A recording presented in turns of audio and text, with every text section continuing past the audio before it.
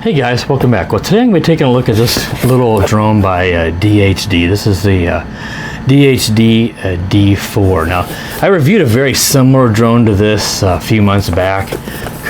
It was sold on Amazon under the name Hasaki. That was just their name brand. This is pretty much exactly the same, except this does have a 720p camera. So that's why we're going to go ahead and take a look at that today in this review. So let's go ahead and look at the box here. Let's see, I've got the tape cut on one of the sides here. I think it is on this side, so let's go ahead and pull it out. All right, here we go. And it comes with a pretty nice carrying case for this little drone, which is pretty cool. I don't think the Hasaki version had that the carrying case. In fact, I'm pretty sure it didn't. I'm going to get this plastic out of the way. Now, this is my second one. I did receive this drone from Banggood a while back, and it was defective. So hopefully this one isn't. This is a replacement one. The other one would just take off and land itself all the time. So I think it had a bad battery, and I'm hoping that this one doesn't have those problems. So let's see what's in here. In the front here, I know is your phone clip for the Wi-Fi FPV, which is the one thing different about this one, as I mentioned, compared to the one I reviewed for Hasaki. The one from Hasaki was also like red and black, I think, and this one, I believe, is the green. The other version the one I had before was blue, the one that was defective. So I think that's all that's in the bag here, yeah. So there's the little guy. Here's all the parts in the back. Now, I don't have my secondary camera up today, so it made it a little bit hard to see some of this stuff, but try to do the best to let you see what's in here. So. Now in the back, like I said, all the accessories you've got in here. You've got USB charging cable, the little knobs that put on the front of your gimbals here for your controls, and you've got your prop guards, propellers, and that looks like everything that's inside the back here. So let's go ahead and take the drone out of the middle here, and we'll show you what it looks like. The Hasaki, like I said, was the same way. Everything was stored inside the controller. This little guy is a foldable. I guess you call it a micro, though it might be close to, that's pretty close to being nano sized. The arms don't really lock into place, so you do have the concern about them getting bumped out of their position when you're flying. That happens and you take off, it'll kind of fly funny if our arm gets knocked out of position. But there's the main difference. In the front here is a little 720p camera. You got your on and off switch here in the back. Let's turn it on and see if it lights up. Should. Let's see here. No, it's not. It may just have absolutely no juice in the battery. Typically they got some when they come out of the factory. It looks like there's a micro USB slot here, a micro SD card slot, I should say. Not micro USB. Micro SD card slot, but that's just, maybe they have a version plan, but you can see that you probably can't see in the video, but there's no actual slot in there. It's a little odd that the power isn't coming on, but it just may need a little kickstart here with the USB charger to get it going. So we'll look at those accessories really quick, because it uses one of those really small, almost like the many Nanos use, or the Shearson CX10s used to use. It has one of those similar type of really tiny 2-prong connector. Very little cord, so thankfully this thing's light enough. You plug it into your wall or your computer, and it'll just hang there. But it would be nice if it had a little more cord. The reason it doesn't is because if it had much more cord, it would not fit in the back of this controller carrying case. So, and then there's also a Phillips screwdriver that I mentioned. It's back here. I don't want to dump all this stuff out, so I'm going to go ahead and take off the little thumb. The little thumbs for the controller to put on there, and then go ahead and put this back. And you go ahead. I noticed on the other ones, the Hasaki one included, you really need to push these down really hard, really hard, harder than you think you'd want to, almost like you feel like you might want to break it.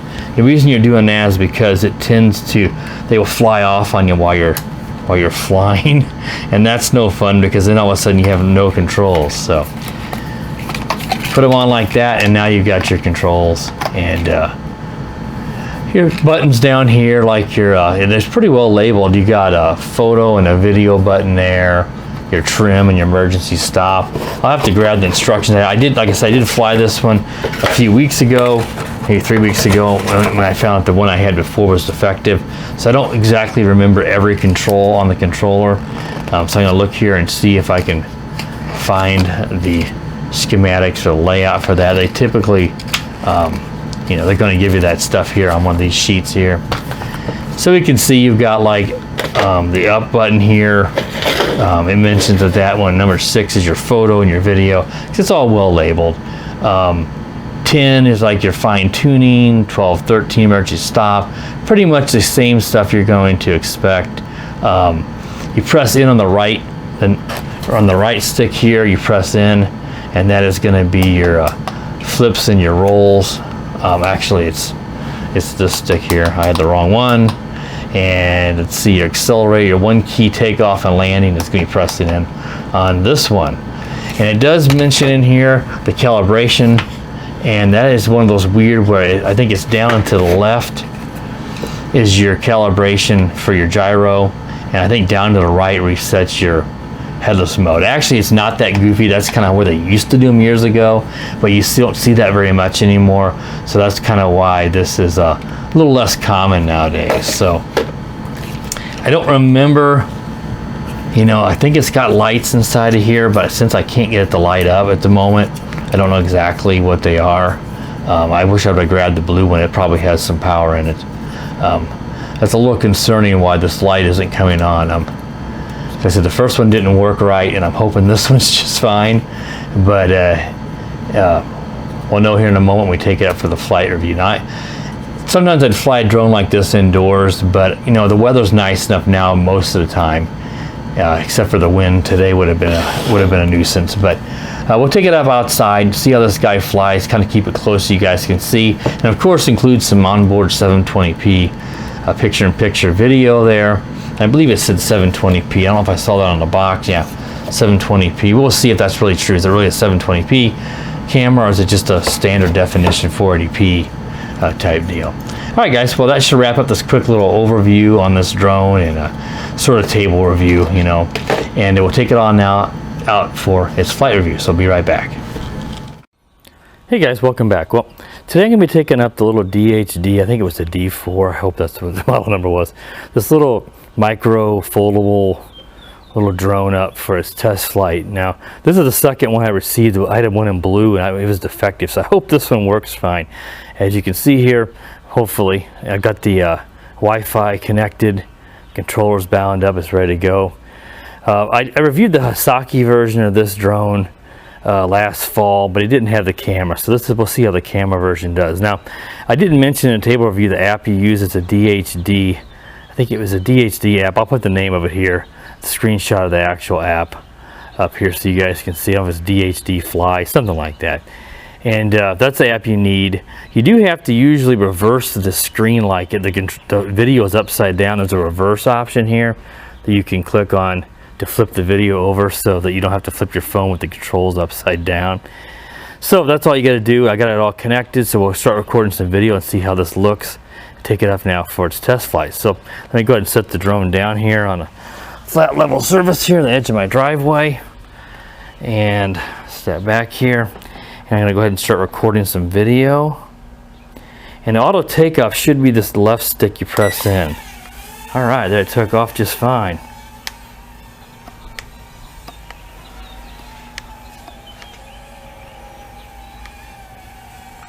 Let's see if there's our rates, I believe. So the rates, that's pretty good, y'all. Let's see if that goes up. Doesn't really seem to make much of a difference there. Oop, bump into the rose bush. I mean, anytime you do that with this little drone, the arms get knocked out of whack. I wish these arms would snap into their spot, so to speak. You have to make sure you get all the arms correctly into their spot, and then we can go ahead and take it back up now. So go ahead and press the let's see if it works here. Looks like it may be freaking out a little bit after that crash. It's still, we got some bright flashing lights there, so it's not wanting to take off. All right, I'll be right back, guys. I may have to power it on and off, so I'll be right back. Okay, guys, so I have the DHD set back up again. After the crash, it didn't want to let me take back off, which I'm not exactly sure why. Reset everything, and my phone, every time I connect the first time, I have to go to airplane mode to get it to show video the second time. So I don't know, it's something with my phone, but I got it all connected now. So let's go ahead and start recording video again. We'll go ahead and take it back up. This one seems to fly just fine though. Let's take it up into the higher rate here. That's pretty sporty for a micro like that. That's flying really nice because there's a decent amount of wind today, and it's flying really well. As you can see, it has altitude hold. I don't know if I mentioned that in the table review. It's becoming so common now, it's easy to overlook that. It seems to lose a little bit of altitude at times, and the controls, I noticed maybe just a hair of lag, not enough to really cause a problem. That's not totally uncommon with these Wi-Fi drones. That sometimes when you're connected to the Wi-Fi to see a little bit of control lag.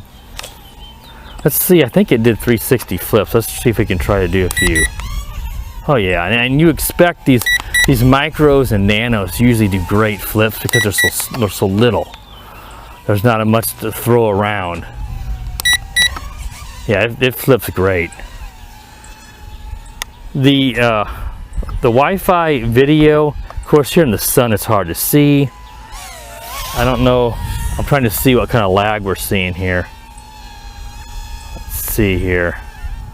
Not bad. About what you expect. Here, let's see if we can. Looks like it's landing itself out here in the street.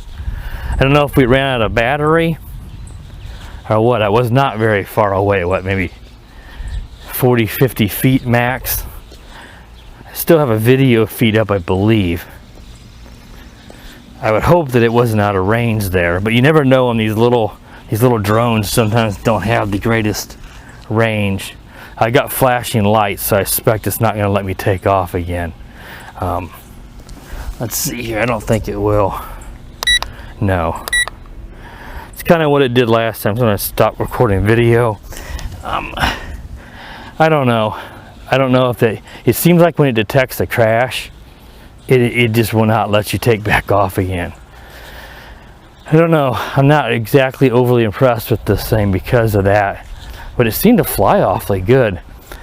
I'm going to, we'll see if we can take it back up or if we're at LVC, because if we're at low battery, then that's really bad because that couldn't have been 3 minutes flight time. So I'll be right back, guys, because I'm going to have to rebind this stuff, which is going to take a minute. No reason to sit there and watch me do all that. Okay, guys, so I got it reconnected this time. It was a little easier the second time getting it all connected. I think I see some flashing lights, so we may be in LVC, and if that's the case, you know, it's going to be pretty unimpressive. So that's good. We'll start recording video again and go ahead and take it up.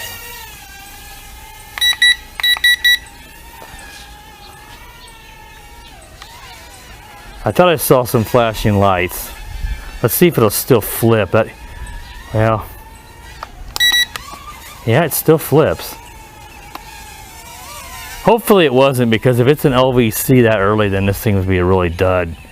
The first one I had did have a defective battery, I believe. Being an integrated battery in there, you can't easily change the battery in this guy. I'm thinking it may have just been out of range. It's a little skittish. I mean, it flies nice, but I feel at times like you almost got to make sure you give it your inputs in plenty of time. And I don't notice any lag right there at those inputs.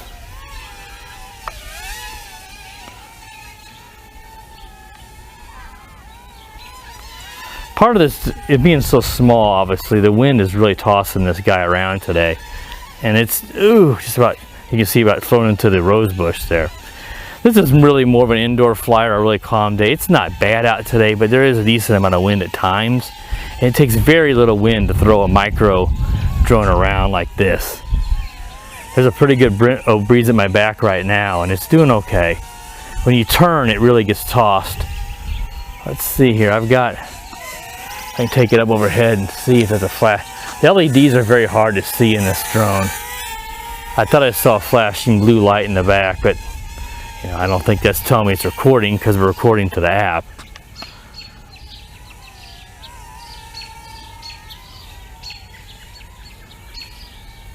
But this is the second one that I had, and I didn't get a flight time on this one either.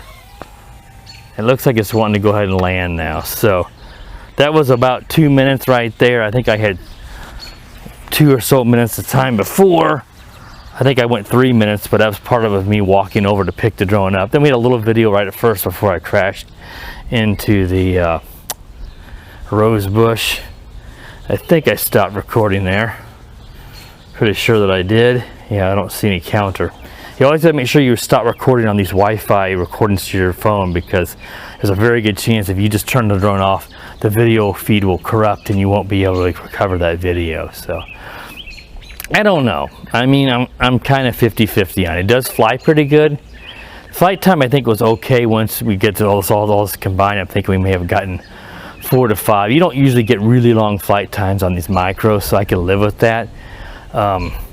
The fact that anytime you crash or land funny and it won't let you take off again, I can't get the gyro to reset on this. There may be some button configuration you need to do. Maybe I need to reset the gyro, which is down to the left. I didn't try that. But typically you just let it stabilize itself on the concrete. Most of these drones for a few seconds and it'll let you take off, and this one won't. So anytime you crash, it doesn't want to let you take back off without power cycling it, which is a bit irritating. It's a little bit, I know it's like I said, a little bit of lagginess at times in the controls.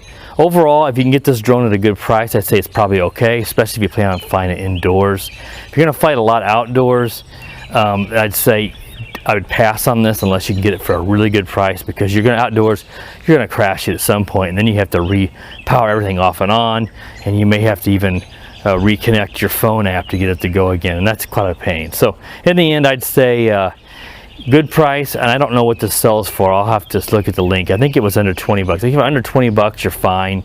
If you're going to go up in the $20 to $30 range, I'd say this would be a pass. So we'll have to see what the price on this little guy is. All right, that wraps up the review of the DHD. I believe it was a D4, little foldable micro drone with Wi-Fi FPV.